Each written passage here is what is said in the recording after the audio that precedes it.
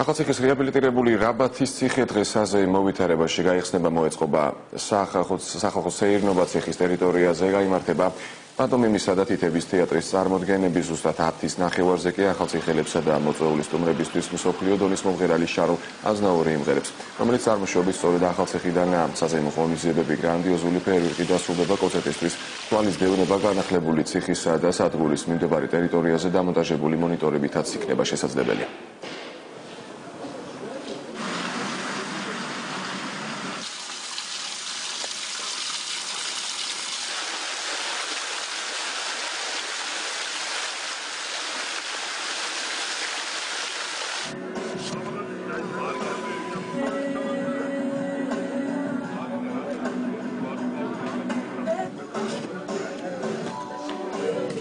სრულიად საქართველოს მინდა მივულოცო დღევანდელი დღე, ეს არ არის ახალციხის ზეიმი, ეს არის სრულიად საქართველოს ზეიმი.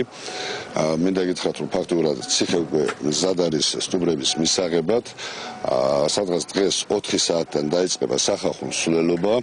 გამზადებული გვაქვს სასხლის ობიექტები, ადამიანების მოსასვენებელი ადგილები, იქ სადაც ფაქტობრივად დღეს ჩამოსული ჩვენი სტუმარი არ უნდა დაეღალოს. ბუნებრივია, რაც განახლდება და გაკეთდება, ეს ძალიან სასიამოვნო და მომავლისათვის ძალიან კარგი მაგალითი იქნება იმისა, თუ როგორ უნდა მოვუაროთ წარსულს, როგორ უნდა შევინახოთ იგი მომავალი თაობებისათვის და ასე შემდეგ.